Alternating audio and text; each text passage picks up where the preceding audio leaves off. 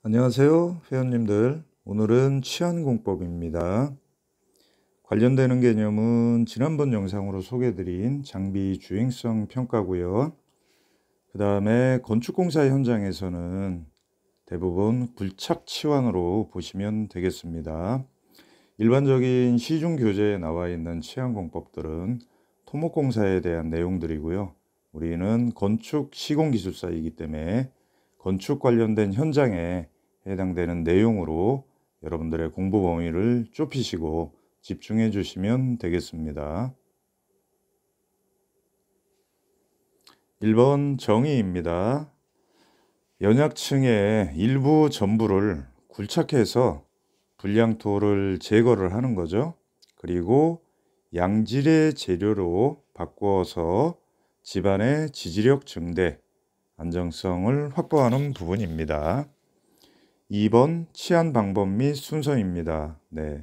왼쪽 개념 그림 봐주시면 되겠고요.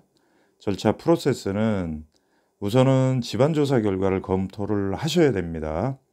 그리고 계속 강조 드리지만 토질에 따라서 사질토는 N값이 10 이하, 점성토는 N값이 4 이하, 해당 부분들의 지층들이 연약 집안이라고 보시면 되겠습니다. 그리고 지지력 검토를 합니다.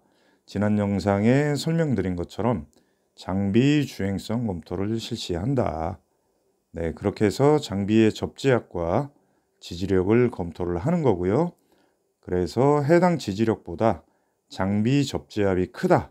이럴 경우 치환을 해야 된다는 얘기죠. 그렇게 해서 해당되는 재료로 치환을 하고 난 다음에는 지지력 확인을 해야 됩니다. 마찬가지 또 중요한 개념이죠. 평판 제하 시험을 통해서 접지압보다 지지력이 크게 확보되는 부분을 확인하고 관련 공사를 진행을 해야 되겠습니다. 그리고 지금까지 설명드린 프로세스는 지표면에 우리가 정지 작업이 끝나고 관련되는 흙막이 공사든 그 다음에 기둥 공사든 시작하기 전에 진행하는 지금의 치안공법, 치안에 대한 검토도 해당이 되는 거고요.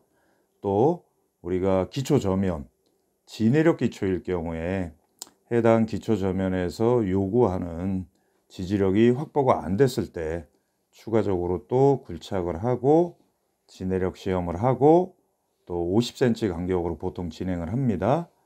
그렇게 가면서 당초 설계됐던 기초 저면에서 어느 정도 깊이까지 갔을 때 지내력이 확보되고 해당 깊이만큼을 치환을 해야 되는지 거기에 대한 부분도 동일하다고 생각을 하시면 되겠습니다. 대제목 3번은 치환 재료에 대한 비교입니다.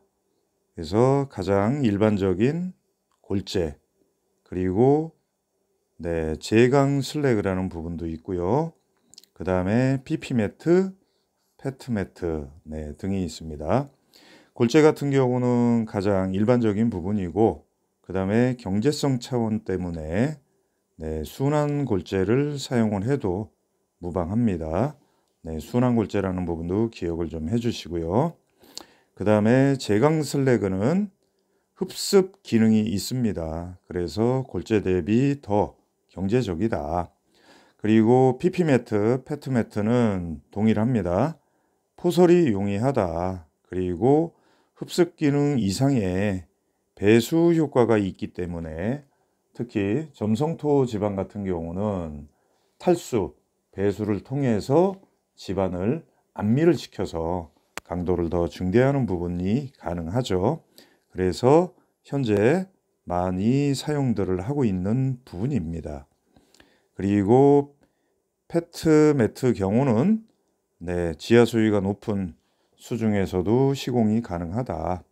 그렇게 해서 여러분들은 고득점 차별화를 가시기 위해서 현재 설명드린 치환 재료의 각각의 특성에 대한 부분까지 서술을 해주시면 좋은 답안이 되겠습니다. 그리고 계획, 시공 시 유의사항. 치환의 깊이는 경제성을 고려해야 되기 때문에 2m에서 3m 이내가 적정하다. 네, 이 이상 깊이까지 가야 되는 경우는 치환공법보다는 약액주입공법, 이런 부분들이 더 효과가 있습니다. 참고해서 꼭 기억을 좀 해주시고요. 그리고 좀 전에 설명드린 것처럼 치환 재료는 지지력 확보뿐만 아니라 배수 성능까지 확보되는 거로 가면 더 좋다. 3번 치환 공사 후는 꼭 지지력 확인, 조금 전에 설명드린 평판 제하 시험을 실시를 해야 된다. 그리고 치환을 실시한 불량토는 합법적으로 좀 처리하기가 어려운 토질인 거죠. 따라서 요거는 적법하게 불량토로 처리되는 부분을 꼭 확인을 하셔야 된다는 내용도 서술해 주시고 기억해 주시면 좋겠습니다.